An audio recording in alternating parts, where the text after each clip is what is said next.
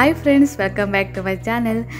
ಇವತ್ತು ನಾನು ದೋಸೆ, ಚಪಾತಿ ಹಾಗೂ ಅನ್ನ ಈ ಮೂರಕ್ಕೂ ಸರಿ ಹೊಂದುವಂತಹ ಒಂದು ಅಡುಗೆ ನುಗ್ಗೆಕಾಯಿ ಬಾಜಿ ಅಥವಾ ಡ್ರಮ್ ಸ್ಟಿಕ್ ಕರಿಯನ್ನು ಯಾವ ರೀತಿಯಾಗಿ ಮಾಡೋದು ಅಂತ ತೋರಿಸ್ತಾ ಇದ್ದೇನೆ. ಬಾಜಿಯನ್ನು ಮಾಡಲಿಕ್ಕೆ ನಾನಿಲ್ಲಿ ಒಂದು 3 ನುಗ್ಗೆಕಾಯಿನ ತೆಗೆದುಕೊಂಡು ಈ ರೀತಿಯಾಗಿ ಕಟ್ ಮಾಡ್ಕೊಂಡಿದ್ದೇನೆ.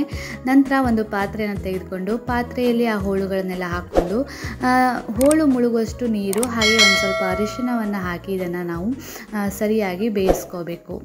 ನುಗ್ಗೆಕಾಯಿ ಸಿಪ್ಪೆಯ ಬಣ್ಣ ಬದಲಾಗುವವರೆಗೂ ಸಹ ಇದನ್ನು ನಾವು ಬೇಯಿಸ್ಕೋಬೇಕು.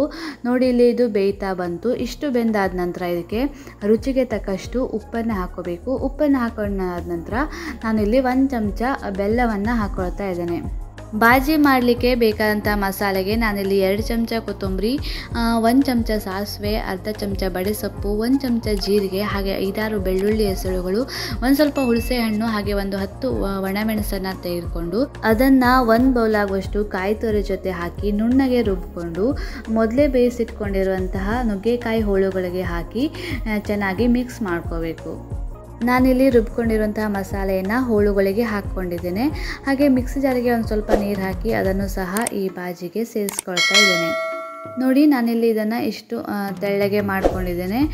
ಕುದೀತಾ ಇದ್ದ ಹಾಗೆ ಇದು ಸ್ವಲ್ಪ ದಪ್ಪ ಆಗುತ್ತೆ, ಹಾಗಾಗಿ ಇಷ್ಟು ನೀರಾಗಿ ಮಾಡ್ಕೊಂಡಿದ್ದೇನೆ.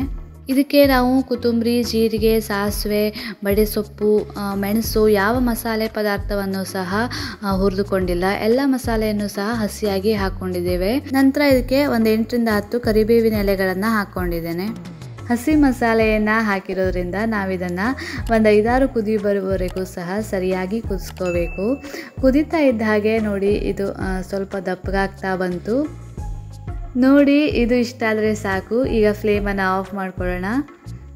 ಎಣ್ಣೆ, ಯಾವುದೇ ರೀತಿಯ ಬೇಳೆಗಳು ಹಾಗೆ ಈರುಳ್ಳಿ ಇದ್ಯಾವುದನ್ನೂ ಬಳಸದೆ ಸುಲಭವಾಗಿ ಮಾಡಬಹುದಾದಂತಹ ಹಾಗೆ ಅಷ್ಟೇ ರುಚಿಕರವಾದಂತಹ ದೋಸೆ, ಅನ್ನ, ಚಪಾತಿ ಈ 3 ಜೊತೆಗೂ ತಿನ್ಬೋದಾದಂಥ ಒಂದು ಅಡುಗೆ ನುಗ್ಗೆಕಾಯಿ ಬಾಜಿ ತಿನ್ನೋದಕ್ಕೆ ರೆಡಿಯಾಗಿದೆ.